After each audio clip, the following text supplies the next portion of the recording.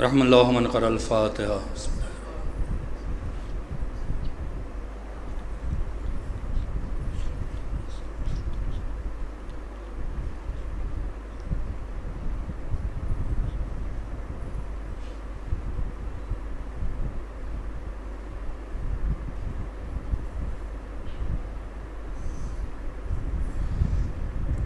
اعوذ باللہ من الشیطان الرجیم،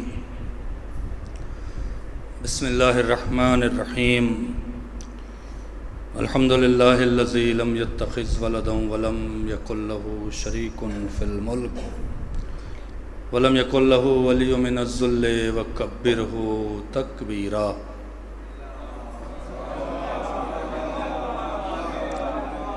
والصلاة والسلام علی اشرف الانبیاء والمرسلین الذی ارسلہ بالحق بشیرا ونذیرا وداعیا الی اللہ باذنہ وسراجا منیرا۔ سیدنا و مولانا ہادینا مقتدانا ابو القاسم محمد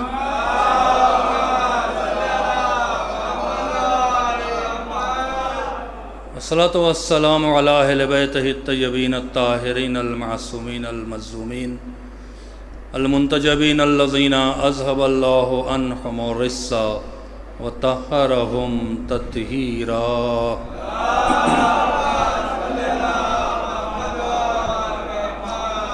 ولعنۃ اللہ علی اعدائہم اجمعین۔ اللہم لعن قتلۃ الحسین واولادہ واصحابہ۔ اما بعد فقد قال سبحانہ تبارک وتعالی فی محکم کتابہ الکریم۔ بسم اللہ الرحمن الرحیم۔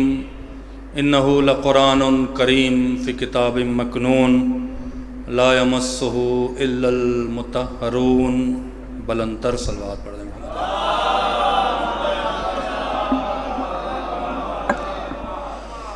عظمت آل محمد میں بآواز بلند صلوات پڑھیں۔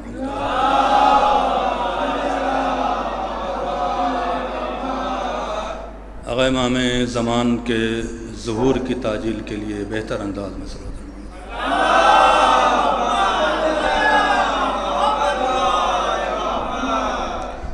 سلطان پور خیر آباد کے مومنین میں حاضر ہونے کا بہت دنوں بعد شرف ملا ہے۔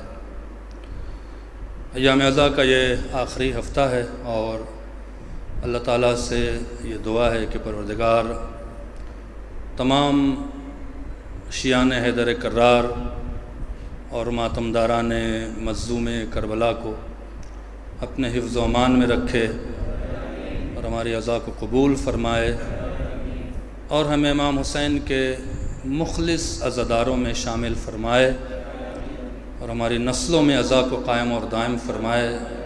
اور جن لوگوں نے اس پروگرام کا اہتمام کیا ہے، جو لوگ شرکت کرنے کے لیے دور دراز سے آئے ہیں، خداوند عالم سب کی خدمت کو قبول فرمائے اور مولا امام زمانہ کے لطف و کرم سے ہمیں محروم نہ فرمائے۔ تمام تر دعاؤں کے لیے، جو بچہ مریض ہے اس کی صحت یابی کے لیے، جو حاضرین ہیں ان کی صحت یابی کے لیے مل جل کر بلندتر صلوات پڑھیں۔ محمد و آل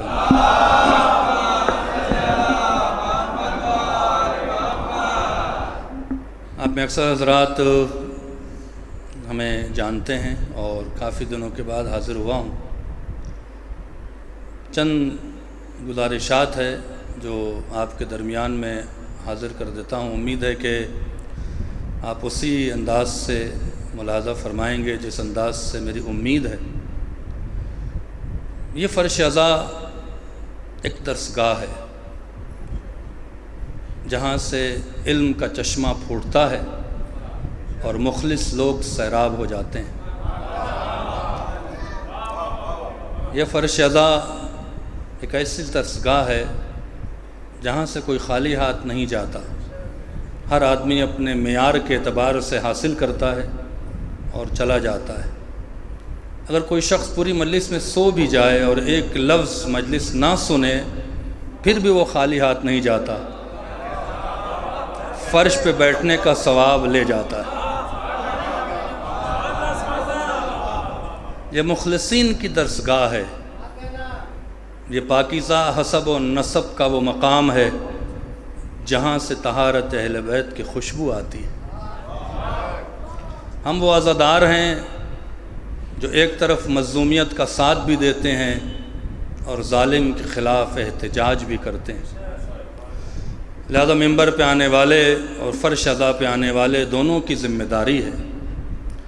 کلاس میں بچہ وہی کامیاب ہوتا ہے جو ٹیچر کی بات کو سنے اور سمجھے۔ اگر صرف سن کے آپ چلے جائیں گے تو کامیاب نہیں ہوں گے، آپ کے نمبر اچھے نہیں آئیں گے۔ سننے کے بعد کسی کی مجلس سنیں تو پہلے آپ یہ سوچیں کہ آپ کو ملا کیا ہے اور کتنا ملا ہے، اور اگر نہیں ملا ہے تو کوشش کریں کہ ملتا جائے۔ اس لیے کہ فلسفے کا ایک قانون ہے، علماء بیٹھے ہیں، فاقد الشیء موت یہ شے نہیں ہوتی، جس کے پاس کچھ نہیں ہوتا ہے وہ کسی کو کچھ دے نہیں سکتا ہے۔ میں کیا کہہ رہا ہوں آپ سے؟ لہذا بڑے غور سے سن لیجئے گا۔ اللہ تعالیٰ نے، امام زمانہ نے مجھے اس بیماری کے عالم میں آپ کی خدمت میں حاضر ہوا ہوں، چونکہ میرا یہ شرف رہا ہے 35-36 سال کی ذاکری میں، اور 13 سال کے بعد میں انڈیا کا محرم کر رہا ہوں کہ میں وعدہ کرتا ہوں تو ضرور حاضر ہوتا ہوں۔ اگرچہ آپ دیکھ رہے ہیں کہ میری طبیعت بہت ناساز ہے، لیکن آپ کی محبتیں رہیں تو بہت ساری باتیں آپ تک میں پہنچا کے انشاءاللہ چند منٹوں میں جاؤں گا، تاکہ جو آپ کا قرضہ ہے، جب آپ آتے ہیں ہمارے پاس تو ہمارا عقیدہ ہے، ہمارا نظریہ یہ ہے کہ جو 1 گھنٹہ 45 منٹ آپ کا ہمیں ملتا ہے، آپ کا ہے۔ آئیے گفتگو کو شروع کرتے ہیں ایک سوال سے، اور میں محسوس کروں گا، چونکہ میرے استاد کہتے تھے کہ خریدار کو دینا تماشائی کو نہیں۔ صلوات پڑھیں محمد و آل محمد پر۔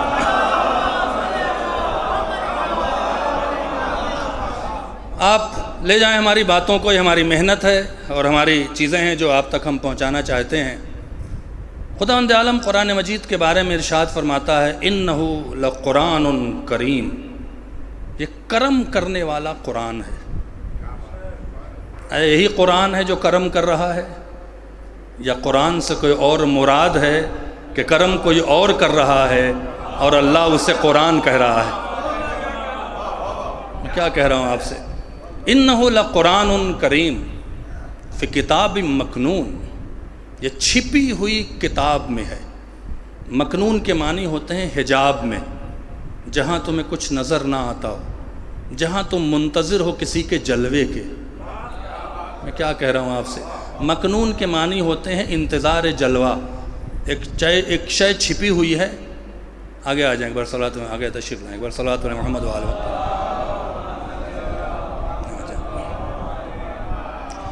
آپ حضرات سے گزارش ہے تھوڑا زحمت کریں، آگے آ جائیں، تو کہ پیچھے والے اگر آ کے بیٹھ جائیں گے تو مجھے بعد میں مجلس نہیں روکنی ہوگی۔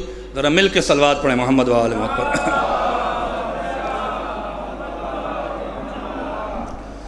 مکنون کہتے ہیں چھپی ہوئی چیز کو، ایک ایسی چھپی ہوئی چیز جس کے جلوے کا انتظار ہو، اسی لیے امام کو مکنون کہا گیا ہے۔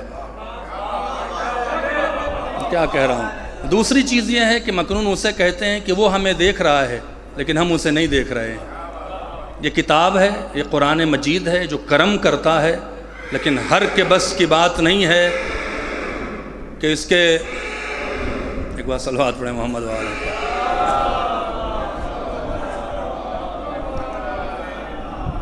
ایک بار اور صلوات پڑھیں محمد و آل محمد۔ توجہ کریں، ہر کے بس کی بات نہیں کہ اس کے کرم کو حاصل کر سکے۔ لا یمسہ الا المطہرون، یہ کرم قرآن کا وہی پہنچائے گا جس کی طہارت کا اعلان ہوا ہے۔ کچھ ایسی ذات ہیں جن کی طہارت کا اعلان ہوا ہے، وہی کرم کریں گے تو ہم تک پہنچے گا۔ یہ ایک ترجمہ تھا، لیکن میرا جو اپنا نظریہ ہے، میرا جو اپنا عقیدہ ہے، عزیزان محترم، قرآن مجید میں اشارے بہت ہیں، قرآن اشاروں میں بات کر گیا ہے، اور جس دن آپ اس قرآن کے اشاروں کو سمجھنے لگیں گے، اللہ سے دعا کریں گے 1000 سال کی زندگی دے تاکہ لطف اٹھاتے رہیں۔ اب آئیے آپ کو 2-4 باتیں قرآن کے اشارے کے بارے میں سمجھا دیتا ہوں۔ پہلی بات یہ ہے کہ ہمارے درمیان میں یہ بات آتی ہے کہ آپ لوگ بہت علی علی کرتے ہیں، اللہ نے علی کا نام قرآن میں کیوں نہیں رکھا؟ اور عجیب بات ہے کہ رسول کا نام لیتا ہے، تمام انبیاء کا نام لیتا ہے، موسیٰ کا، عیسیٰ کا، ہارون کا، نہ جانے کس کا بھی نام لیتا ہے، ان کا بھی نام لیتا ہے جو نبی نہیں ہے، علی کا نام کیوں نہیں لیتا ہے؟ تو پہلا اس کا جواب یہ ہے کہ اگر اللہ جانتا تھا کہ اگر علی کا نام قرآن میں لے لیں گے تو بنی امیہ قرآن کا حشر وہی کرے گی جو توریت اور انجیل کا ہوا تھا، لہٰذا ہم رسول تک تو نام لیں گے، بقیہ اشارے میں بات کریں گے، اس سے کہ اللہ کو اتنا تو یقین ہے کہ علی کا چاہنے والا کم سے کم اشارے تو سمجھے گا، کم سے کم اشارے تو سمجھے گا کہ اللہ تعالیٰ کہنا کیا چاہ رہا ہے، لہذا اس نے علی کے نام کو روکا اور القاب سے نوازا۔ توجہ فرمائیں، ایک اور سوال ہوتا ہے، علامہ حلی سے بڑا عظیم سوال ہوتا ہے، آپ کی روح کو تازہ کرنے کے لیے جملہ کہتے افضل ہیں، ذرا ایک سوال کا جواب دیں۔ اللہ نے قرآن میں مریم کا نام لیا ہے، فاطمہ کا نام نہیں لیا ہے، لہذا مریم فاطمہ سے بہتر ہے چونکہ ان کا نام لیا ہے۔ یہ وہی جواب دے سکتا ہے جو در باب العلم سے وابستہ ہے۔ پلٹ کے کہا تم نے سچ کہا کہ فاطمہ کا نام قرآن میں نہیں ہے، مریم کا نام قرآن میں اللہ نے بار بار لیا ہے، سورہ کا نام مریم رکھا گیا ہے۔ تم نے کبھی دربار میں بادشاہت کو دیکھا ہے؟ کہا ہاں، کہ بادشاہ کنیزوں کا نام لیتے ہیں، حرم کا نہیں۔ صلوات پڑھیں محمد و آل محمد۔ ایک بار اور صلوات پڑھیں محمد و آل محمد۔ قرآن کو جب آپ بغور پڑھیں گے تو قرآن کو اللہ تعالیٰ نے لفظ کتاب دیا ہے۔ بات اچھی لگ رہی ہے آپ حضرات کو؟ قرآن کو اللہ تعالیٰ نے لفظ کتاب دیا ہے۔ الف لام میم ذالک الکتاب لا ریب فیہ نزل علیک الکتاب، اے رسول ہم نے تم پہ اس کو کتاب بنا کے نازل کیا ہے۔ اگر آپ سے کوئی سوال کرے کہ اس کتاب کا ٹاپک کیا ہے، ہر کتاب کا ایک ٹاپک ہوتا ہے، آپ لائبریری میں جائیں تو ٹاپک کے اعتبار سے کتابیں رکھی ہوئی ہیں، میتھمیٹک کا ٹاپک ہے، سائنس کا ٹاپک ہے، اسلامیات کا ٹاپک ہے۔ اس قرآن مجید جب یہ کتاب ہے تو اس کا ٹاپک کیا ہے، کس موضوع پر یہ قرآن ہے؟ بات نہیں اچھی لگ رہی ہے آپ حضرات کو؟ آپ محسوس کریں میں کیا کہہ رہا ہوں آپ کے سامنے۔ آیا یہ کس ٹاپک پر ہے؟ اگر آپ یہ کہیں کہ یہ قرآن مجید احکام کی کتاب ہے، اس میں احکام آئے ہیں، تو جس طرح سے قرآن میں نماز آئی ہے اس طرح آپ نماز پڑھتے ہیں؟ میں کیا کہہ رہا ہوں آپ سے؟ جس طرح قرآن میں نماز آئی ہے، قرآن میں کہتا اقیم الصلاۃ، نماز قائم کرو، یہ نہیں بتاتا ہے کہ کتنی رکعت پڑھنی ہے، کیسے پڑھنا ہے۔ میں کیا کہہ رہا ہوں؟ قرآن میں کہتا ہے کہ رکوع کرو، پھر کہتا ہے سجدہ کرو، پھر کہتا ہے قیام کرو، پھر کہتا ہے تکبیر کہو، تو آپ پہلے رکوع کریں، پھر سجدہ کریں، پھر قیام کریں، پھر تکبیر کہیں، نماز ہو جائے گی آپ کی۔ جس طرح توضیح المسائل میں آپ کو نماز کے احکام دکھتے ہیں، آیا قرآن میں ہیں؟ تو اس کا مطلب قرآن احکام کی کتاب نہیں ہے۔ جس طرح آپ حج کرتے ہیں، طواف کرنا، ابراہیم کعبے کو طاہر کرو راکعین کے لیے، طواف کرنے والوں کے لیے، بس اتنا کہہ رہا ہے۔ یہ 7 بار طواف کرنا، یہ صحیح میں 7 بار آگے بڑھ جانا، یہ قیام کرنا قرآن میں کہیں لکھا ہے؟ آپ نہیں پہنچ رہے، لکھا ہے کہیں؟ نہیں لکھا ہے، تو آپ کیوں کرتے ہیں؟ نماز قرآن میں ہے نہیں، آپ پڑھتے کیوں ہیں؟ حج قرآن میں ہے نہیں، آپ کرتے کیوں ہیں؟ اب جو سوال کریں نا اس کے بعد کہ آیا عزاداری قرآن میں ہے، تو پلٹ کے پوچھیں نماز قرآن میں ہے؟ پلٹ کے پوچھیں کہ نماز قرآن میں ہے؟ ظاہر سی بات ہے، جو فقہ ہے ہمارے پاس، 4 فقہ 5 فقہ، اہل سنت کے فقہ، ہمارے فقہ، ان میں اختلاف کیا ہے؟ نماز میں اختلاف یہ نہیں ہے کہ نماز کا حکم نہیں آیا ہے، نماز میں اختلاف ہے نہیں کہ قرآن میں حکم نہیں آیا ہے، نماز میں اختلاف کیا ہے؟ رسول نے ہاتھ باندھ کے نماز پڑھا یا ہاتھ کھول کے؟ میں کیا کہہ رہا ہوں آپ سے؟ جن کے نزدیک ہاتھ باندھ کے نماز پڑھنا ثابت ہے وہ ہاتھ باندھ کے پڑھ رہے ہیں، جن کے نزدیک ہاتھ کھول کے ثابت ہے وہ ہاتھ کھول کے پڑھ رہے ہیں، نماز دونوں پڑھ رہے ہیں، لیکن قرآن کے کہنے پہ نہیں پڑھ رہے ہیں،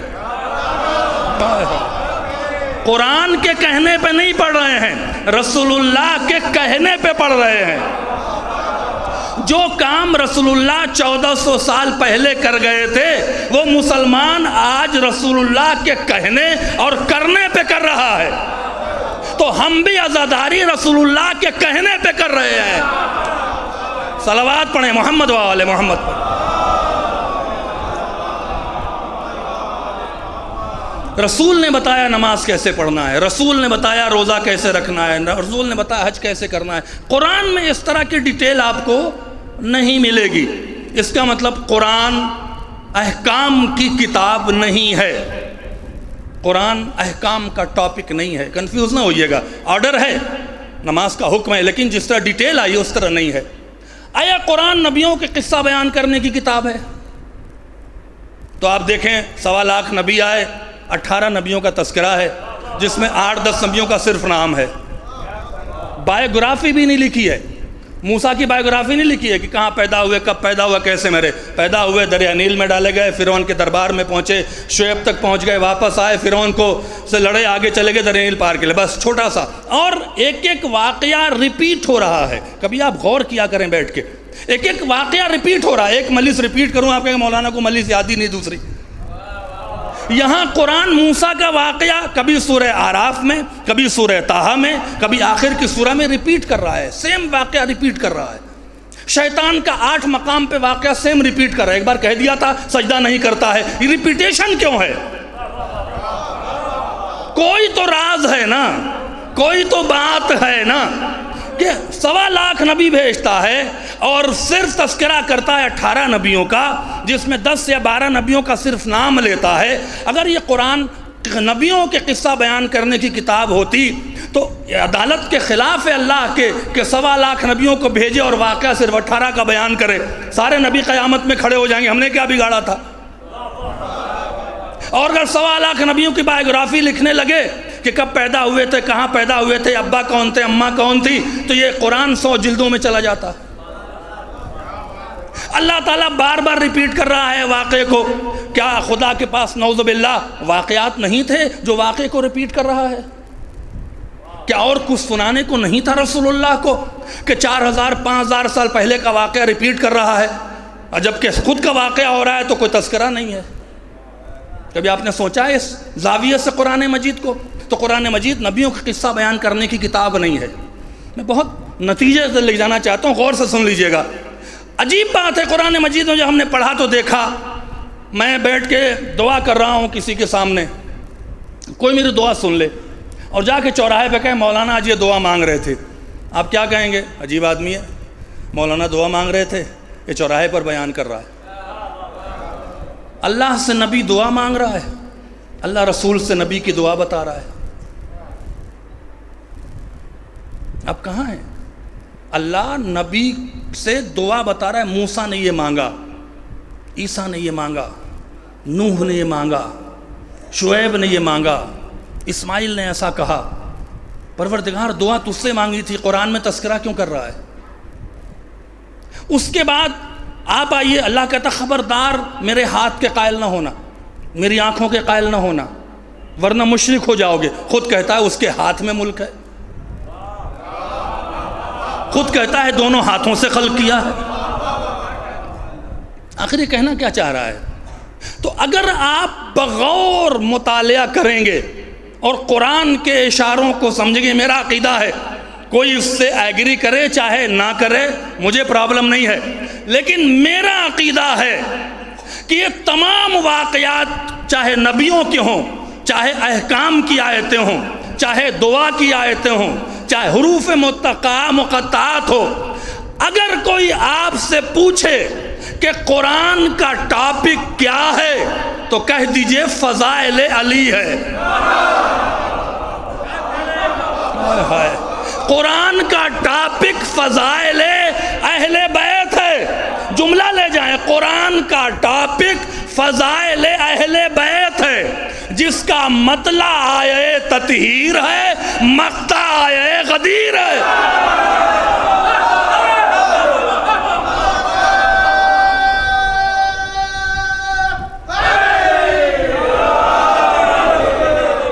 ایک بار اور صلوات پڑھیں محمد و آل محمد پر۔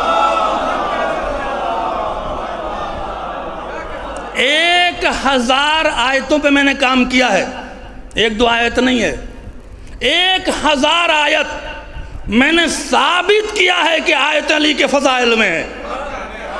نبی کا واقعہ اللہ نے رکھا ہی نہیں مگر کہ اس کے پیچھے فضائل ہو۔ جو واقعہ رکھا اس لیے رکھا کہ واقعہ موسیٰ کا فضائل علی کے، واقعہ عیسیٰ کا فضائل علی کے، واقعہ مریم کا فضائل فاطمہ کے، یہ اشاروں میں واقعہ بیان کر گیا ہے۔ صلوات پڑھیں محمد و آل محمد۔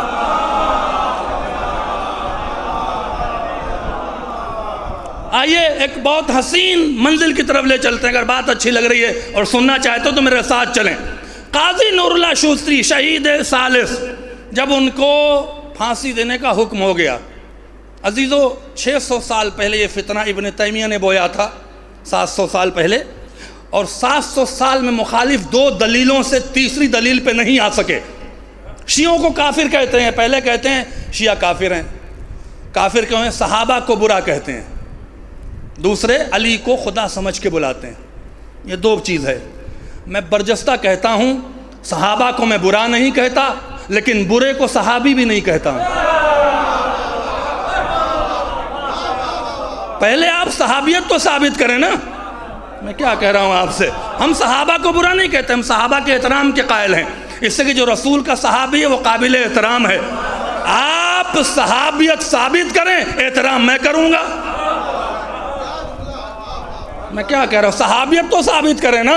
جسے رسول اپنے بزم سے نکالے وہ صحابی نہیں، جسے فاطمہ ناراض ہو جائے وہ صحابی نہیں۔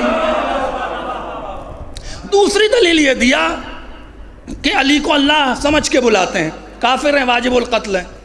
قاضی نور اللہ شوستری پر یہی الزام لگا، قتل کا فتویٰ آیا، اس وقت کا جو حاکم تھا مغل کا، اس نے کہا بلاؤ، کم سے کم سنیں تو کہ وہ کیا کہنا چاہتا ہے۔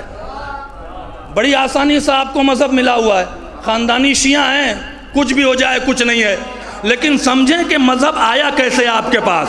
میں اسی ہندوستان کی بات کر رہا ہوں، آج سے 700 سال پہلے کیا حالات تھے کہ اتنا بڑا عالم جسے جہانگیر نے شوستر ایران سے بلایا تھا، چیف آف جسٹس بنایا تھا اپنے ملک کا، وہ شیعہ ہونے کی بنا پہ قتل ہو رہا ہے، فتویٰ آ گیا قتل کیا جائے گا، شہید کیا جائے گا۔ اس نے کہا بلاؤ تو دربار میں جملہ کہہ دوں، شیعوں کی تاریخ ہے یہ باطل کے دربار اجاڑ دیتے ہیں۔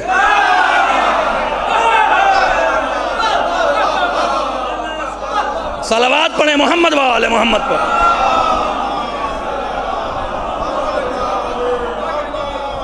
جیتے رہیں، خوش رہیں، آباد رہیں۔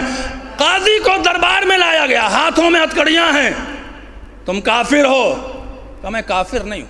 علی کو اللہ سمجھ کے بلاتے ہو؟ کیا جملہ کا نہیں، علی کو اللہ سمجھ کے نہیں بلاتے، علی کو اللہ نے کہا ہے بلانے کے لیے تو بلاتے ہیں۔ میں کیا کہہ رہا ہوں؟ علی کو اللہ نے کہا ہے بلانے کے لیے تو بلاتے ہیں۔ کہا اچھا چھوڑو، توحید کے قائل ہیں آپ؟ ہاں۔ کہ آیت ہم پڑھتے ہیں، اللہ آپ بچائیں۔ آپ نہیں لوز رہے ہیں۔ قاضی نور اللہ شوستری کہتے ہیں کہ آیت میں پڑھتا ہوں، اللہ آپ بچائیں۔ آیت میں پڑھتا ہوں، اللہ آپ بچائیں۔ یہ سلفی بیٹھے ہوئے تھے، ابن تیمیہ کے ماننے والے۔ کہا ٹھیک ہے، کہ اللہ تعالیٰ کہتا ہے تبارک الذی بیدہ الملک۔ اگر آپ لے جائیں گے تو میں آگے بڑھوں گا۔ میں نے کہا ہے میں خریدار کو دینا پسند کرتا ہوں، میں علامہ بننے نہیں آیا ہوں یہاں پہ، نہ اپنے کو اپنی مارکیٹنگ کرنے آیا ہوں، میں آپ کی خدمت میں آیا ہوں، خدمت کرنے کے لیے کہ 2-4 لفظ آپ کو سنا دوں اور آپ تک یہ بات آئے کہ جب کل آپ آرگومنٹ کریں، کسی سے بحث کریں تو شرمندہ نہ ہو۔ یہ ہماری ذمہ داری کہ آپ شرمندہ نہ ہو، آپ کا سر ہمیشہ اونچا رہے، ورنہ میں اناب شناب کہہ کے جا بھی سکتا ہوں۔ توجہ کریں میں کیا کہہ رہا ہوں۔ آیت میں پڑھتا ہوں، اللہ اپنا بچاؤ۔ اللہ قرآن میں کہتا تبارک الذی بیدہ الملک، ترجمہ کرو اس کا۔ کہتے ہیں مبارکبادی کے لائق ہے وہ اللہ جس کی قدرت میں ملک ہے، تو کہا اللہ نے قدرت کیوں نہیں کہا؟ میں کیا اللہ نے قدرت کیوں نہیں کہا؟ ید کا لفظ کیوں رکھا؟ قدرت کہہ دیتا، کیا اس کو الفاظ کی کمی تھی؟ للہ الملک، للہ الملک کہہ دیتا، یہ ید کا لفظ کیوں لایا ہے؟ یہ ہاتھ کا لفظ کیوں لایا ہے؟ اچھا چلو ایک اور آیت پڑھ دیتا ہوں، ما منعک الا تسجد خلقت بیدی، تجھے کس چیز نے منع کر دیا جسے میں نے اپنے دونوں ہاتھوں سے بنایا ہے؟ ابھی تم ایک ہاتھ پہ پریشان تھے، دو ہاتھ آ گئے. کیا اللہ کہہ کے خاموش نہیں ہو سکتا تھا؟ ما منعک الا تسجد خلقتہ، تجھے کس چیز نے منع کی جسے میں نے بنایا ہے؟ اللہ یہ کہہ کے چپ ہوتا تو بات مکمل نہیں تھی. اللہ کہہ رہا ہے میں نے بنایا ہے، یہ دونوں ہاتھوں سے بنایا ہے. یہ ہاتھ کا لفظ کیوں لا رہا ہے اللہ؟ بتاؤ. اللہ تو کہتا میرے ہاتھ نہیں ہے، اللہ کہتا میرے ہاتھ نہیں. پھر آگے کہتا اچھا اور ایک آیت سن لو، اللہ پھر کہتا ہے اے نوح کشتی میری دونوں آنکھوں کے سامنے بنانا. اے نوح کشتی میری دونوں آنکھوں کے سامنے بنانا. اللہ تو آنکھ رکھتا نہیں، کہہ دیتا میرے سامنے بنانا. یہ دونوں آنکھوں کو کیوں لایا؟ کل من علیہا فان، ہر شے فنا ہونے والی ہے، الا یبقى وجہ ربک ذو الجلال والاکرام. اے محمد تیرے رب کا چہرہ باقی رہے گا. کہہ دیتا رب باقی رہے گا، کیا بات مکمل نہ ہوتی؟ اے محمد تیرا رب باقی رہے گا، تیرے رب کا چہرہ باقی رہے گا. کہیں چہرہ کہتا ہے، کہیں آنکھ کہتا ہے، کہیں ہاتھ کہتا ہے. بتاؤ یہ کیا ہے؟ جملہ کہہ دوں، کہنے کو دل کر رہا ہے، کلیجے تک نہ اتر جائے تو پھر بات کیا ہے. میرے استاد کہتے ہیں اگر علی نہ ہوتے تو مسلمان جسم والا اللہ تسلیم کر لیتا.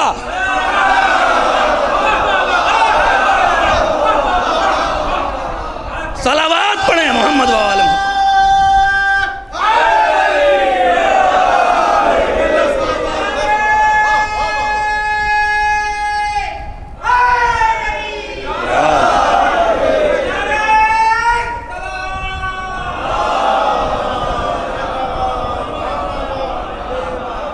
دربار میں ہکا بکا، ید دو ہاتھ دو آنکھ چہرہ ہے کیا ماجرا؟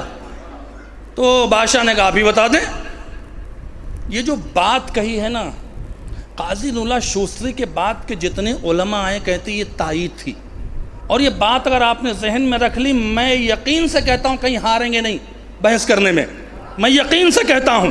بہت غور سے جملہ سن لیجئے گا. تو قاضی کہتے ہیں کہ اللہ نے ہاتھ، دونوں ہاتھ، چہرہ، آنکھیں ضد کر کے کہا ہے، اس نے جان بوجھ کے کہا ہے. کیوں کہا ہے؟ کہ جب اللہ اپنی بات کرتا ہے قرآن مجید میں تو کوئی ایسا لفظ نہیں لاتا ہے جہاں انسان کا ذہن اللہ سے ہٹ کے کہیں اور جائے. پھر سے دہرا رہا ہوں، جب اللہ قرآن میں صرف اپنی بات کرتا ہے تو کہیں ایسا کوئی لفظ نہیں لاتا ہے جہاں اللہ سے ہٹ کے ذہن کہیں اور جائے. لیکن جب وہ کسی کی طرف ذہن لے جانا چاہتا ہے تو لفظ ایسی رکھتا ہے کہ ذہن کہیں سے ہٹ کے کہیں اور جائے. اس پر دلیل دے دیتے ہیں کہ اچھا چلو دلیل کیا ہے؟ کہ دلیل سن لو.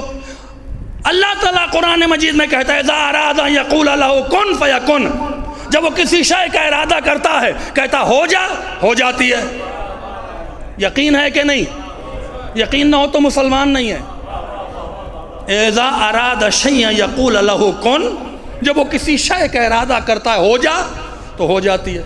پھر اللہ کیوں کہہ رہا ہے خلق السماوات والارض فی ستۃ ایام، میں نے زمین اور آسمان کو 6 دنوں میں بنایا. ایسے سنیں گے تو نہیں سناؤں گا، یہ تحفۃ العوام کی مجلس نہیں ہے.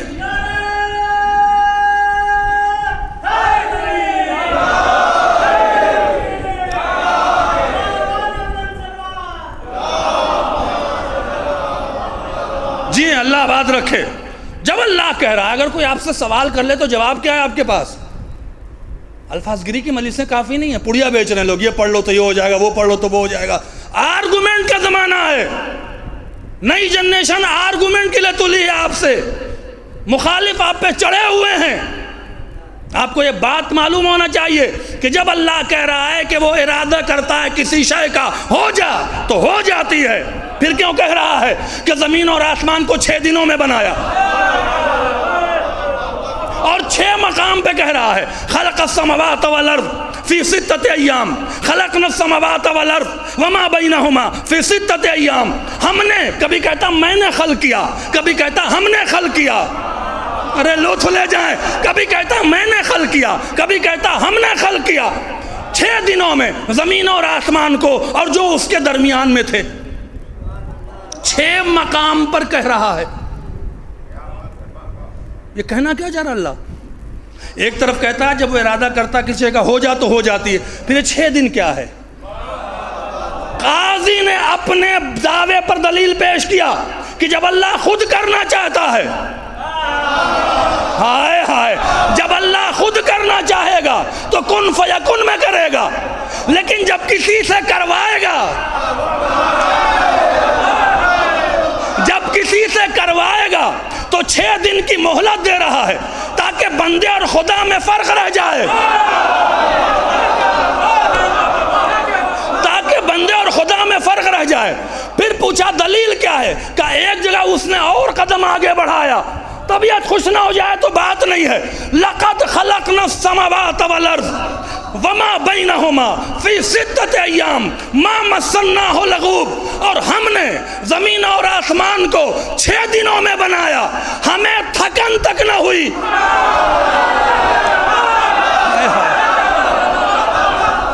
ہمیں تھکن تک نہ ہوئی. تھکتا وہ ہے جو جسم رکھتا ہے. اللہ اکبر.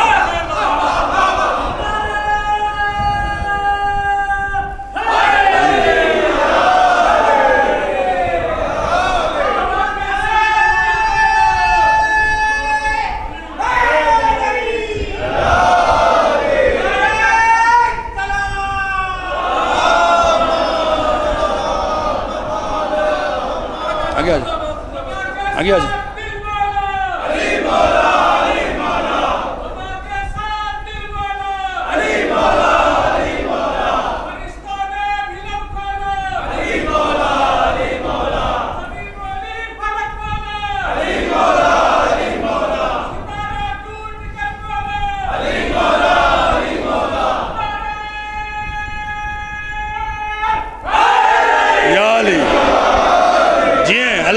سلامت رکھے، آباد. دیکھیں کیسے قرآن اشارہ کر رہا ہے. 6 مقام پہ کہتا ہے میں نے خلق کیا، ہم نے خلق کیا زمین اور آسمان کو جو اس کے درمیان تھا 6 دنوں میں. اور ایک آیت میں کہتا ہم نے زمین اور آسمان کو 6 دنوں میں خلق کیا، ہمیں تھکن تک نہ ہوئی. تھکتا وہ ہے جو جسم رکھتا ہے. پوچھا بتاؤ یہ کون ہے جس نے 6 دن میں بنایا؟ جملہ سنیں عزیزو، 6 دنوں میں بنایا. مثال دیتا ہوں پہنچ جائیں گے. ایک شخص نے یہ گھر بنایا. گھر بنانے کے بعد کوئی پرابلم ہوگی تو کیا کہیں گے؟ اس کو بلاؤ جو تمام راستے جانتا ہے.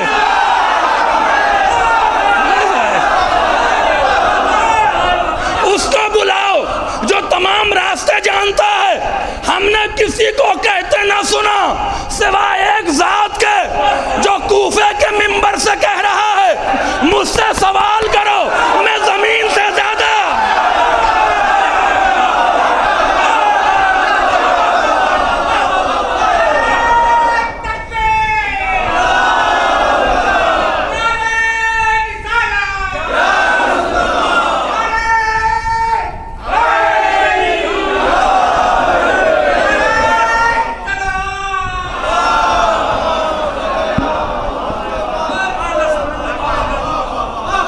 اللہ اکبر. ایک ایسی ذات ہے پوری دنیا میں جو کوفے کے منبر سے کہہ رہا ہے مجھ سے سوال کرو میں زمین سے زیادہ آسمان کے راستوں کو جانتا ہوں.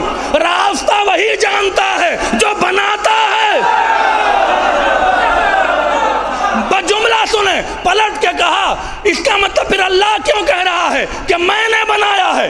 قاضی کہتے ہیں یہ تو بادشاہ کا مزاج ہے، بنواتا کسی اور سے.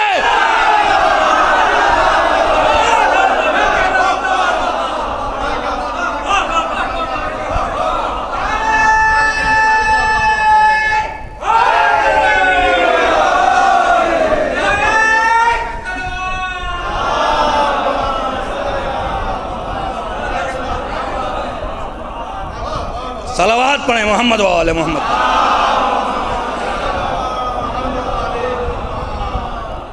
لطف آیا اب حضرات کو؟ تو اللہ جب اپنی بات کرتا ہے تو قرآن میں کوئی ایسا لفظ نہیں رکھتا جہاں اللہ سے ہٹ کے بات کہیں اور جائے. لیکن جب وہ کسی کی بات کرنا چاہتا ہے تو ایسے لفظ رکھتا ہے کہ ذہن اللہ سے ہٹ کے کہیں اور جائے. اللہ یہاں پہ کہہ رہا ہے میں نے بنوایا کسی اور سے ہے. میں بناتا تو کن فیکن میں بناتا. اسی لیے کہتا میں نے بنایا، کہیں کہتا ہم نے بنایا. آیت اللہ وحید خراسانی حق المبین میں لکھتے ہوئے کہ جملہ لکھتے ہیں اور پوچھ آپ سے بھی رہے ہیں کہ امام کے ظہور کے بعد اگر میری ملاقات ہو گئی تو پہلا سوال میں امام زمانہ سے یہ کروں گا، اے وارث قرآن اتنا بتا دے قرآن میں میں اور ہم کا راز کیا ہے.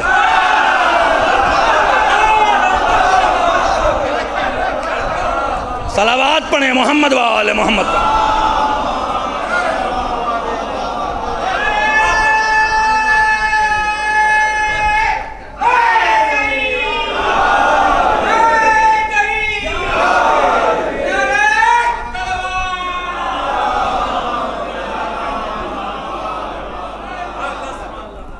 ایک بار اور صلوات پڑھیں محمد و آل محمد. آئیے اصل بحث پر لے آتے ہیں آپ کو. تبارک الذی بیدہ الملک، مبارکبادی کے لائق ہے وہ اللہ جس کے ہاتھ میں ملک ہے. دونوں ہاتھوں سے بنایا. یہ کہنا کیا چاہ رہا ہے؟ تو کہا یہ کسی ہاتھ کی طرف اشارہ کر رہا ہے. سلام و رسول اللہ پر جو کہ علی تم اللہ کا ہاتھ ہو. اور جب زیارتوں پہ جاتے ہیں، زیارت مطلقہ امیر المومنین 6 زیارت ہے، اس کو پڑھتے اس میں کیا السلام علی ید اللہ المفسوطہ، سلام اللہ کے ہاتھ پر جو پھیلا ہوا ہے. پھر تیسری بات قاضی نے کہی، آیت پڑھو. قرآن شروع کیسے کرتے ہو؟ کیا بسم اللہ الرحمن الرحیم. کیا ایک اور آیت پڑھ دو، اقرا باسم ربک الذی خلق. اے رسول پڑھو اپنے رب کے اسم سے جس نے تجھے خلق کیا ہے. اللہ سے نہیں، اللہ کے اسم سے. بسم اللہ شروع کرتا ہوں اللہ کے اسم سے، اللہ سے نہیں، باللہ نہیں. یہ اللہ کیوں نہیں کہتا ہے کہ باللہ الرحمن الرحیم؟ شروع کرتا ہوں اللہ سے جو رحمان و رحیم ہے، اللہ کے اسم سے. اللہ کا اسم کون ہے؟ تو رسول نے واضح کیا. 5ویں امام نے عجیب و غریب جملہ کہا ہے زیارت مطلقہ میں، السلام علی اسم اللہ الرضی، سلام اس اللہ کے اسم پر جو اللہ کو بہت پسند ہے. اس نے اپنا نام محمد نہیں رکھا، حسن نہیں رکھا، حسین نہیں رکھا، رکھا تو علی رکھا. صلوات پڑھیں محمد و آل محمد پر. علی اللہ کا ہاتھ ہے. میں نے پہلے ہی کہا تھا اگر علی نہ ہوتے تو مسلمان اللہ جسم اللہ تسلیم کرتا، مجبور تھا. یہی تو اشارے ہیں قرآن مجید میں. علی اللہ کا ہاتھ ہے، علی اللہ کی آنکھ ہے، علی اللہ کا چہرہ ہے. اور یہ میں اپنی طرف سے، یہ رسول نے کہا علی تم اللہ کا ہاتھ ہو، علی تم اللہ کی زبان ہو، علی تم اللہ کا چہرہ ہو. بہت باریکی اس کے اندر ہے، توجہ کریں. شعراء حضرات بھی توجہ کریں اور پڑھنے والے بھی توجہ کریں. یہاں پہ ہاتھ وات کا یہ استعارہ ہے، تمثیل نہیں ہے. میں نے کہا نا کہ بات آپ کو سمجھانے، یہ استعارہ ہے، تمثیل. ہاتھ کا کوئی یہاں پہ تصور نہیں ہے. اگر آپ نے یہ کہا کہ علی کا ہاتھ اللہ کا ہاتھ ہے تو شرک ہے. تھوڑی بات اچھی ہے تو سن لیں. علی کا ہاتھ اللہ کا ہاتھ ہے یہ شرک ہے، چونکہ آپ کو اللہ کا ہاتھ ثابت کرنا پڑے گا. اللہ کے ہاتھ سے نعوذ باللہ جب علی کا ہاتھ مشابہ ہوگا تو کہا جائے گا علی کا ہاتھ اللہ کے ہاتھ جیسا ہے. نہیں، علی اللہ کا ہاتھ ہے، استعارہ ہے. علی کی آنکھ اللہ کی آنکھ نہیں، علی کی آنکھ اللہ کی آنکھ نہیں. یہ تمثیل ہے، یہ تشبیہ اور حرام ہے اور شرک ہے. علی اللہ کی آنکھ ہے، علی کا چہرہ اللہ کا چہرہ نہیں، یہ شرک ہے. علی اللہ کا چہرہ. ارے پہنچے میں کیا کہہ رہا ہوں. علی کا چہرہ اللہ کا چہرہ نہیں، یہ کہیں نہیں ملے گا آپ کو، یہ غلط ہے، کہیے گا نہیں، کبھی بھی شرک ہو جائے گا. علی اللہ کا چہرہ ہے، علی اللہ کا ہاتھ ہے، علی اللہ کی آنکھ ہے. یہ استعارہ ہے. اپنے جوان بھائیوں کو سمجھانے کے لیے مثال دے دیں. مطلب یہ ہے کہ جو کام جسم میں تمہارا ہاتھ کر رہا ہے وہ علی اللہ کے لیے کر رہا ہے. ہائے ہائے، ارے لے جائیں، آپ سوئیں نہیں. جو کام ہاتھ، اگر تڑپ نہ جائے بات تو پھر بات کیا ہے؟ جو کام ہاتھ تمہارے جسم میں کرتا ہے وہ علی اللہ کے لیے کرتا ہے. ہاتھ کا کام کیا ہے؟ جب بھی کوئی آپ پہ حملہ کرے گا سب سے پہلے ہاتھ بچاتا ہے. میں کیا کہہ گیا؟ سب سے پہلے ہاتھ بچائے گا نا، پیر نہیں بچاتا. کوئی اگر مارے گا تو ہاتھ اٹھائیں گے، کوئی چیز آئے گی تو ہاتھ سے روکیں گے. یعنی جسم میں ہاتھ مشکل کشا ہے. آئے کہاں ہے؟ جس طرح تمہارا ہاتھ تمہارے جسم میں مشکل کشا ہے، خدا کی کائنات میں علی مشکل کشا ہے.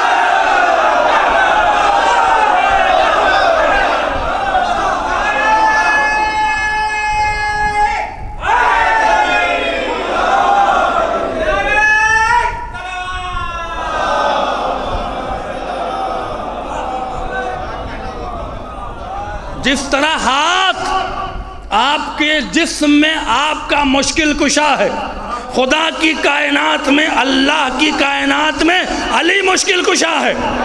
دوسرا کام ہاتھ کا کیا ہے؟ کھانا ڈائریکٹ منہ میں نہیں آتا. آئے سو گئے ہیں؟ ہاتھ آپ تک رزق پہنچاتا ہے، منہ تک رزق ہاتھ پہنچاتا ہے. ہاتھ آپ کے جسم کا رازق ہے. کہ علی روٹیاں بانٹتے کیوں تھے؟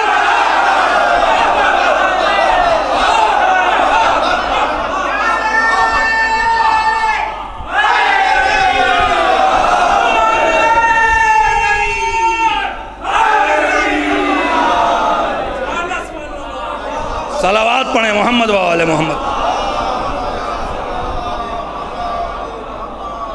لطف آ رہا حضرات کو؟ یہ بہت عجیب و غریب وضاحت ہے. میں پوری کر کے پھر واپس آتا ہوں. توجہ فرمائیں. علی اللہ کا چہرہ ہے. اگر لے گئے نا کوئی ہرا نہیں سکتا. علی اللہ کا چہرہ، علی کا چہرہ اللہ کا چہرہ نہیں، یہ شرک ہے. علی اللہ کا چہرہ ہے. جو تمہارے جسم میں کام چہرہ کرتا ہے وہ اللہ کے لیے علی کرتا ہے. چہرہ کیا کرتا ہے؟ اب تو خیر زمانہ ہی ختم ہو گیا، اب تو بچے ہی ابا کو ڈانٹ رہے ہوتے ہیں.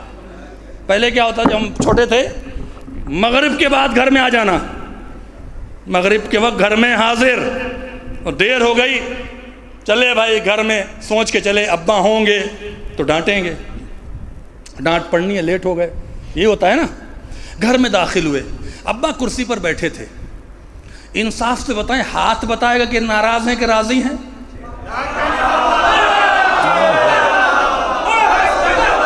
یا چہرہ بتائے گا؟ اگر چہرے پر مسکراہٹ آ گئی تو راضی ہیں، اگر چہرے پہ غضب آیا تو ناراض ہیں. چہرہ بتاتا ہے راضی ہیں کہ ناراض ہیں. ہم نے اللہ کو دیکھا نہیں ہے، ہمیں کیسے پتا چلے؟ ہم نے اللہ کو دیکھا نہیں ہے، ہمیں کیسے پتا چلے کہ اللہ ناراض ہے کہ راضی ہے؟ علی اللہ کا چہرہ ہے. اگر راضی ہو تو اللہ راضی، تو رضی اللہ عنہ کہنے سے پہلے دیکھ بطول راضی ہے.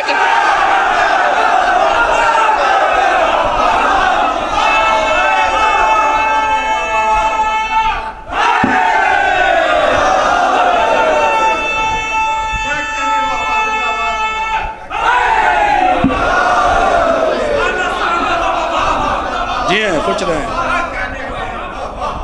چہرہ اگر علی راضی ہے تو اللہ راضی ہے، چونکہ علی اللہ کا چہرہ ہے. اور علی اسی سے راضی ہوگا جس سے بطول راضی ہے. جس سے بطول ناراض، اس سے علی ناراض، تو رضی اللہ عنہ کہنے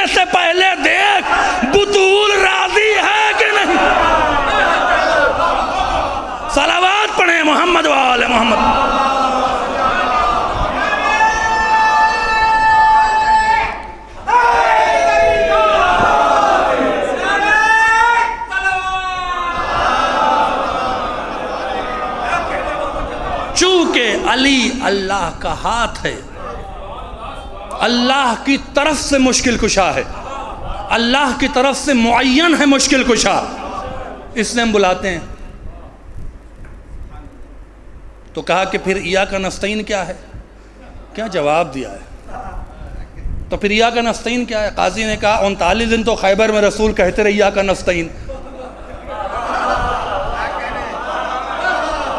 تھکائیں نہیں بھائی۔ 39 نماز نہیں پڑھی رسول اللہ نے؟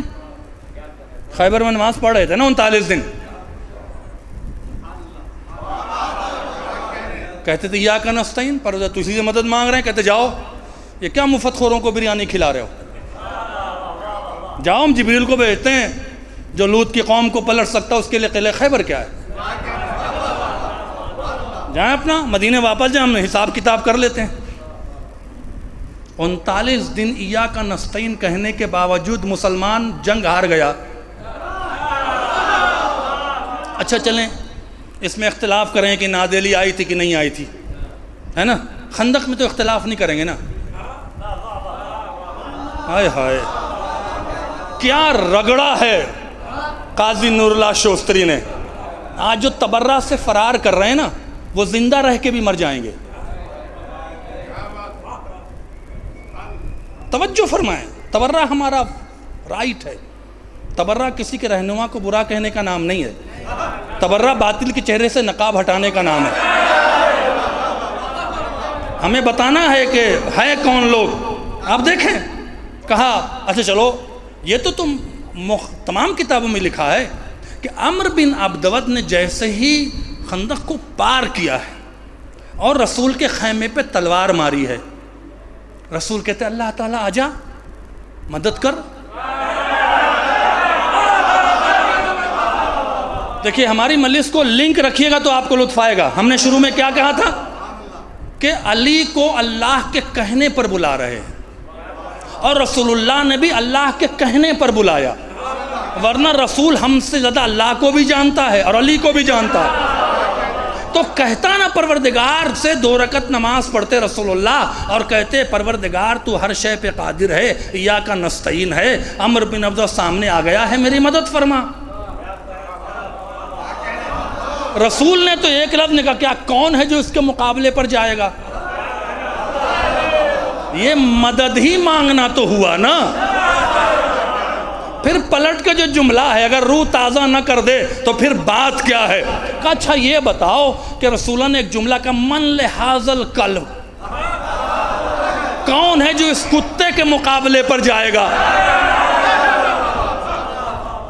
قاضی نور اللہ شوستری نے پوچھا یہ بتاؤ اگر ہر کوئی رسول کے سامنے آنے والا اس طرح ہوتا تو ہر کو کتا کہتے؟ بدر میں کسی کو کتا نہیں کہا، ابو لہب تھا، ابو جہل تھا، عتبہ تھا، عتیبہ تھا، ابو سفیان تھا، کسی کو کتا نہیں کہا، سب سامنے رسول کے تھے۔ احد میں ابو سفیان تھا، کسی کو کتا نہیں کہا۔ خیبر میں مرحب آیا، اس کو بھی کتا نہیں کہا۔ یہ عمرو بن عبدود کو کتا کیوں کہا؟ آئے ہائے لے گئے تو سلام ہے۔ یہ عمرو بن عبدود کو کتا کیوں کہا؟ کہ آپ ہی بتائیں کہ اور میں اور عمرو بن عبدود نے فرق یہ تھا کہ اور آئے تھے میدان میں، یہ آیا تھا محمد کے گھر تک۔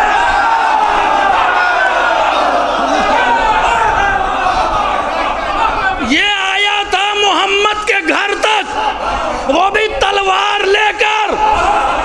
بر رسول نے قاعدہ بتایا جو محمد کے گھر تک۔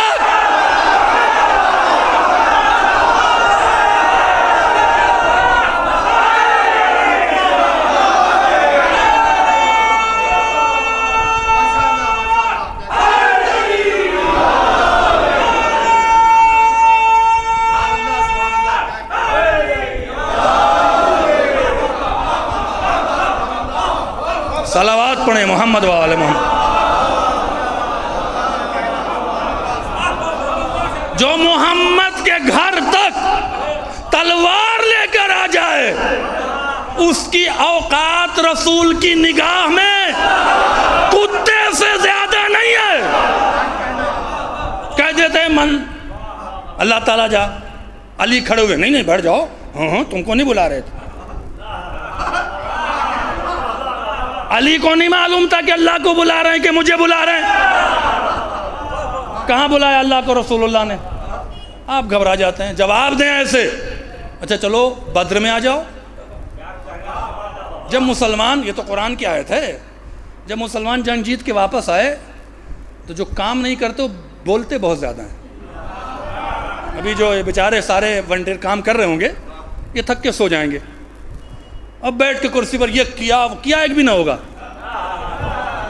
جو کام کرتا ہو تھک کے سو جاتا ہے. جب بدر سے جیت کے واپس آئے تو ہماری آنکھ دیکھی اور ہم نے یہ کر دیا, ہم نے وہ کر دیا. تو ایک صحابی ہیں عبد الرحمن ابن عوف, یہ رسول اللہ کے پاس آئے. یا رسول اللہ, بدر میں تو 5000 وہ لوگ تھے, ہم 313 تھے. ایک گھوڑا تھا, ایک تلوار تھی, 10-12 تیر انداز تھے, بقیہ کھجور کی ٹہنیاں لے کے گئے تھے. اور جب آپ نے, ابو سفیان نے کہا کہ حملہ کرو, تو میں نے کہا سارا لشکر بھاگ رہا ہے اور اب چلے آئے. ہم کیسے جیتے یہ جنگ؟ یہ کامیابی کیسے ملی؟ ابھی رسول کہتے کی آیت آ گئی, لقد نصرکم اللہ ببدر, اللہ نے تمہاری بدر میں مدد کی. ہائے ہائے, رسول نے اللہ کو بلایا نہیں بدر میں, اللہ کہہ رہا میں نے مدد کی. عبد الرحمن ابن عوف نے پوچھا کیسے مدد کی؟ کہ میں کہوں گا تو یقین نہیں آئے گا, ایک کافر کو بلاؤ جسے پکڑ کے لائے ہو. اب جو کافر, اس آیت کے ذیل میں واقع مل جائے گا. اب جو کافر کو پکڑ کے لائے گا تو رسول نے پوچھا بھاگ کیوں رہے تھے, کیا وجہ تھی؟ ہمارے پاس نہ تلوار تھی نہ ہمارے پاس کوئی گھوڑا تھا, تم بہت تیز بھاگ رہے تھے, وجہ کیا تھی؟ تو کافر کہتا ہے سب صحابہ کے سامنے کہ جب ابو سفیان نے کہا کہ ان پہ حملہ کرو تو میں نے کیا دیکھا, آگے بھی علی نظر آتا ہے, دائیں بھی علی نظر آتا ہے, بائیں بھی علی نظر آتا ہے, پیچھے بھی علی نظر آتا ہے. تو ابو سفیان کہتا ہے محمد کتنے علی لے کر آئے ہیں, تو مدد علی کرتا ہے, اللہ کہتا ہے میں نے مدد کیا. صلوات پڑھیں محمد و آل محمد پر.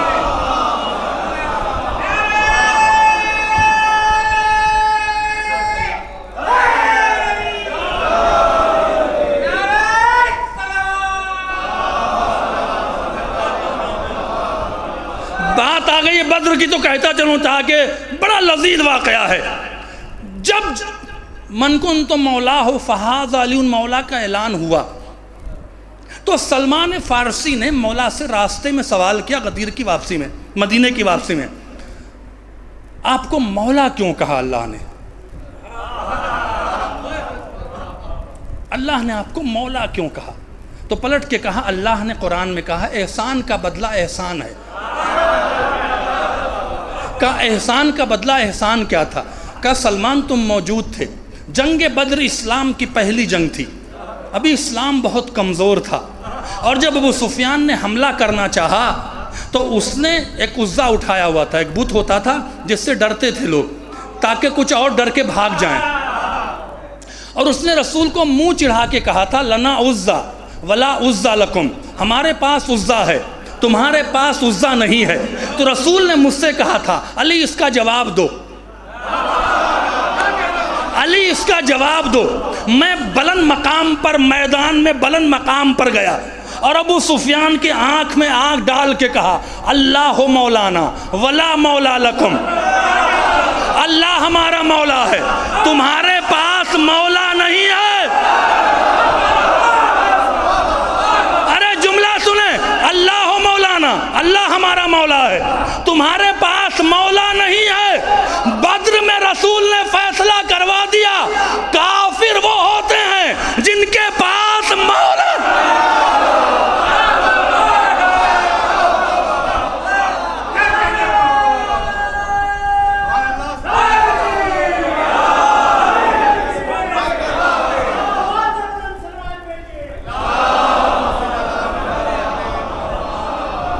اللہ مولانا، اللہ ہمارا مولا ہے، ولا مولا لکم، تمہارے پاس مولا نہیں ہے۔ سلمان، اسلام ابھی کمزور تھا، میں نے میدان میں بلند مقام سے اللہ کو مولا کہا، اللہ نے کہا لے جا میدان میں بلند مقام پر۔ صلوات پڑھیں محمد وآل محمد۔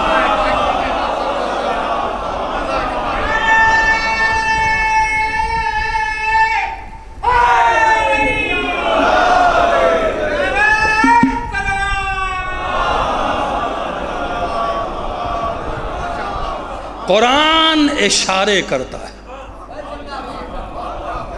یہ لفظ حاتمہ منع کا، اللہ تسجدو، تجھے کس چیز نے منع کر دیا؟ خلقتو، میں نے اسے خلق کیا تھا۔ ختم ہو گئی نا بات، میں نے دونوں ہاتھوں سے بنایا ہے۔ ایک بار صلوات پڑھیں محمد وآل محمد۔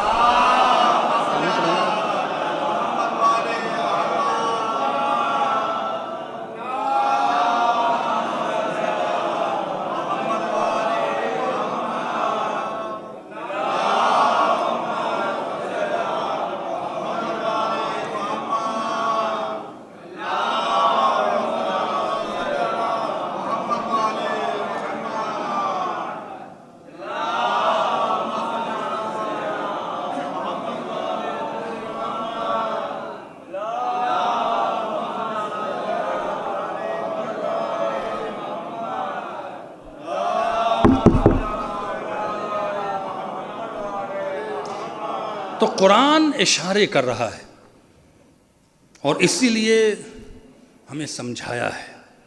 پھر کیا کہتا؟ افلا یتدبرون فی القرآن، تم قرآن میں تدبر نہیں کرتے؟ تفکر کا لفظ نہیں ہے، فکر کا لفظ نہیں آیا ہے۔ انشاءاللہ کل رات میں مجلس پڑھ رہا ہوں، اس کے بعد ایک اور مجلس ہے اسی شہر میں، یہ باتیں ایکسپلین کرنے کا۔ کل آپ تراب خانی آئے ان کے ہاں، ہمارے عالم صاحب کی ہیں، تو اس بات کو میں کہوں گا کہ قرآن اشارے کر رہا ہے، تدبر کرو۔ تدبر و فکر میں کیا فرق ہے؟ دیکھیے عزیزو، عربی ہے، ہم پہ بھوت سوار ہے انگلش کا، اور اسلام عربی میں ہے۔ ہمارا عقیدہ ہے کہ حضرت علی سے لے کے رسول اللہ سے لے کے 4 معصومین کائنات کی ہر زبان جانتے تھے۔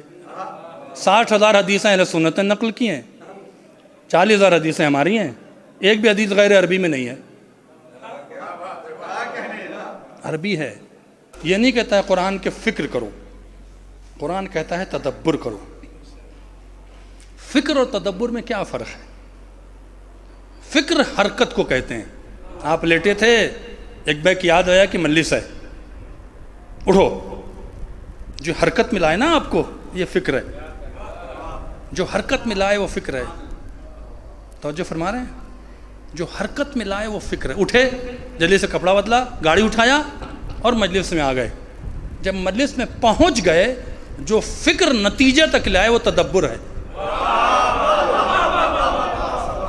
اللہ یہ سارے اشارے کر کے کہتا ہے تدبر کرو، اور میرا تدبر کرو گے تو علی ہی کو پاؤ گے۔ یہ قرآن کا فیصلہ ہے۔ آئیے ایک واقعہ سناتا ہوں اور پھر عزاداری کے عنوان سے آگے بڑھ جاتا ہوں۔ ما منع کا اللہ تسجدو خلقت بیدیا، تجھے کس چیز نے منع کیا جسے میں نے اپنے دونوں ہاتھوں سے بنایا؟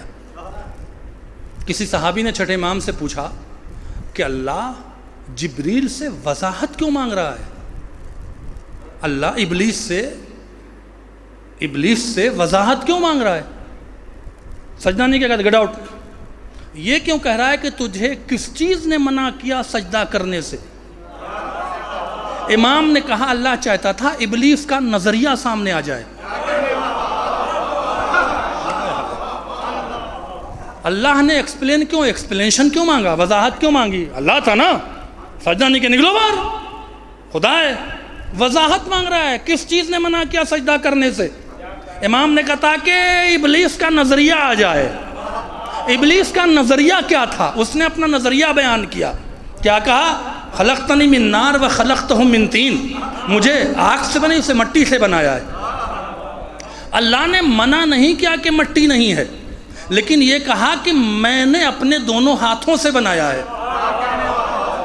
شیطان کا نظریہ تھا کہ مٹی ہے، ہائے ہائے لے جائیں، شیطان کا نظریہ ہے کہ مٹی ہے، اللہ کہتا ہے میں نے بنایا ہے۔ اگر جملہ لے گئے سلطان پورا لے تو آپ کی سماعت کو سلام ہے۔ شیطان کہتا ہے مٹی ہے، اللہ کہتا میں نے بنایا ہے۔ شیطان کی نگاہ ہے مادے پر، اللہ کی نگاہ ہے نسبت پر۔ شیطان کی نگاہ ہے مادے پر، مٹی پر، اللہ کی نگاہ ہے نسبت پر۔ آج بھی لوگ کہتے ہیں علم کے کپڑے میں کیا رکھا ہے، تابوت کی لکڑیوں میں کیا رکھا ہے، ان کی نظر ہے مادے پر۔ ہم کہتے ہیں عباس کا علم ہے، حسین کا تابوت ہے، ہماری نگاہ ہے نسبت پر۔ جس کی نگاہ نسبت پر وہ اللہ والا، جس کی نگاہ مادے پر، سمجھنا صورت میں تو انسان ہے۔ صلوات پڑھیں محمد و آل محمد۔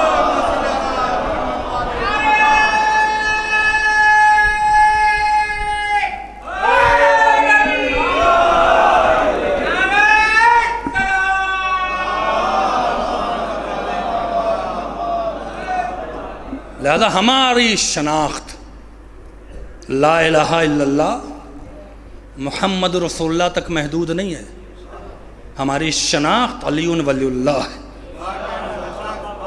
اگر اس میں اسپیس دیا نا تو گئے آپ۔ اور بتا دیں کعبے میں نماز پڑھو گے علی کی ولایت کے بعد کچھ ملنا نہیں ہے۔ قوم بڑی بے دین ہو رہی، قوم کوئی بے دین نہیں ہو رہی ہے، قوم دیندار ہے۔ جاہل ہو گئی قوم، جاہل نہیں۔ علی کا چاہنے والا جاہل نہیں ہوتا، کم پڑھا لکھا ہوتا جاہل نہیں ہوتا۔ ڈگری لینے کا نام جہالت ہے، علی کو پہچاننے کا نام علم ہے۔ سلمان کے پاس کون سی ڈگری تھی بھائی؟ کون سا پی ایچ ڈی کیا تھا سلمان نے؟ یہ قوم کو بہکایا جا رہا ہے۔ اپنے بچوں کو ولایت سکھاؤ، اپنے بچوں کو علی کے فضائل سناؤ، تاکہ کل تمہاری ماؤں کے کردار کی گواہی دیں۔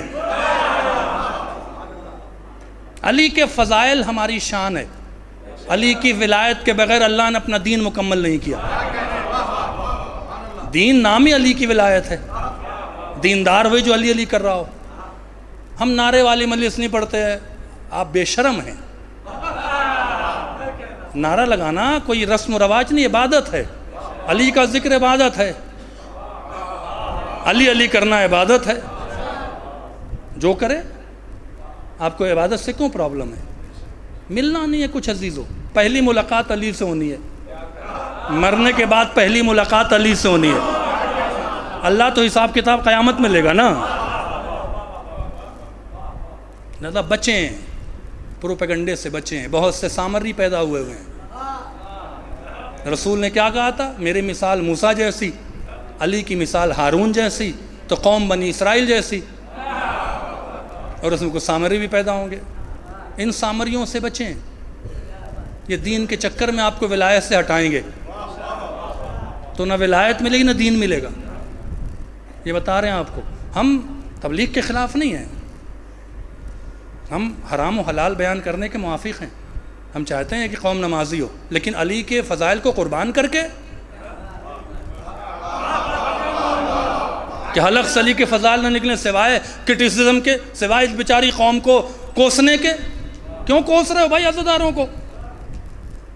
کیوں کوس رہے ہو؟ کس کا کیا مرتبہ ہے کچھ پتہ ہے؟ آپ نمازوں پہ تول رہے ہیں قوم کو۔ نماز کا تو مداوع ہے۔ آپ نے نماز نہیں پڑھی پوری زندگی، میں نماز کی توہین نہیں کر رہا ہوں اور آزاد بھی نہیں کر رہا ہوں آپ کو۔ نماز واجب ہے اور عین شریعت ہے، نہیں پڑھیں گے تو سزا ملے گی، لیکن شریعت میں ہے نا کہ آپ نے اپنی زندگی میں ایک لیٹر بنایا، اپنے بیٹے سے کہا اتنی نماز قضا، اتنے روزے قضا، حج قضا، اتنا پیسہ ہے یہ کر دینا، مر گئے آپ، اگر اس نے نہیں بھی کیا تو آپ بری ذمہ ہیں، آپ کا لون پیڈ ہو گیا۔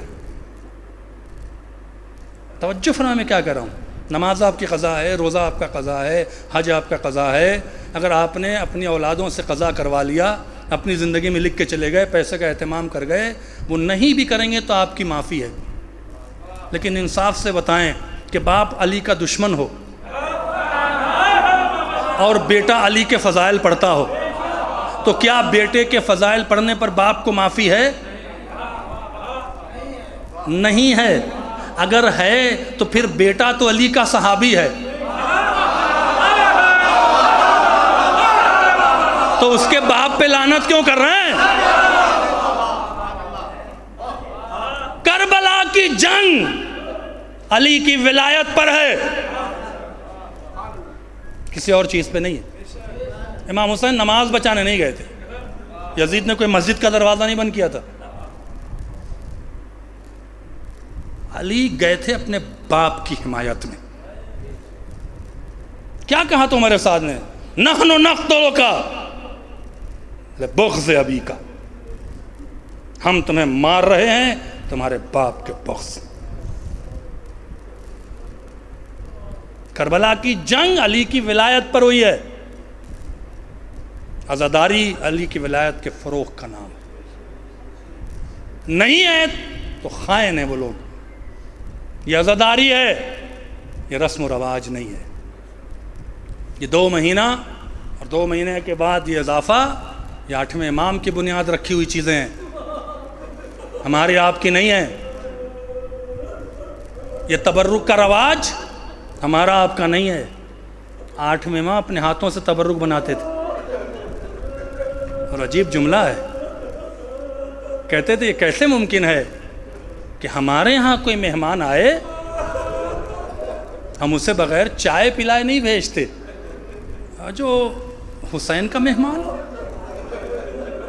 جو زہرا کا مہمان ہو، اسے بغیر تبرک دیے واپس کیا جائے؟ یہ ممکن نہیں ہے۔ اسے تبرک کا اہتمام عزاداروں کی عزت بڑھانے کے لیے ہے، یہ امام کی طرف سے۔ تبرک پر اعتراض نہ کریں، تبرک سنت ائمہ ہے۔ اپنے مہمانوں کو تو شان سے کھلاتے ہو، جو زہرا کے لال پہ رو رہا ہے کیا اس کا اتنا بھی حق نہیں کہ اسے حسین کی طرف سے کوئی تبرک مل جائے؟ رونے کے لیے بنائے گئے ہو۔ عزاداری کا مقصد کیا ہے؟ عزاداری ہی مقصد ہے، عزاداری کا کوئی مقصد نہیں ہے، حسین پہ رونا مقصد ہے، اس لیے کہ اس پہ رو جو یہ کہہ کے چلا گیا انا قتیل الابرا، مجھے رولا رولا کے مارا گیا۔ ہماری نکلے گی، اہتمام ہوگا۔ جب ہماری آتی ہے نا تو ایک ذات کا تصور آتا ہے، اس کا نام ہے علی کی شیر دل بیٹی زینب۔ عزیزو، ہم عزادار جو جہاں کہیں بھی ہیں، 2 شخصیت سے بڑے متاثر ہیں۔ یہ تو ہر امام ہمارے لیے جانے نثار ہو جائیں سب معصومین پہ، لیکن جب 2 کا نام آتا ہے نا تو ہماری آنکھیں بھر جاتی ہیں۔ ایک ابو الفضل عباس، دوسرے جناب زینب۔ بہت دور دراز سے آئے ہوں گے، کافی رات تک انجمن کی ماتمی گرمی میں ماتم کریں گی، نوحہ پڑھیں گے، مومنین کھڑے ہوں گے، تھک جائیں گے، لیکن کبھی آپ نے سوچا ہے کہ جس کا ماتم کر رہے ہیں وہ کتنا تھکا تھا؟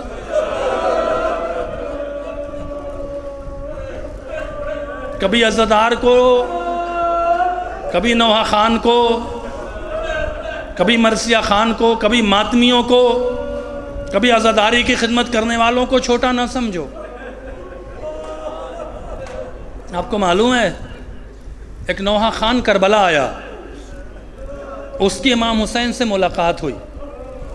عزیزوں، میں نے پہلا عشرہ 17 سال کی عمر میں پڑھا ہے، 35 سال کے قریب مجھے عشرہ پڑھتے ہو گیا، ہزاروں مجلسیں پوری دنیا میں پڑھی ہیں، لیکن جب میں بستر پہ لیٹتا ہوں تو سوچتا ہوں ایک مجلس تو حسین قبول کر لے،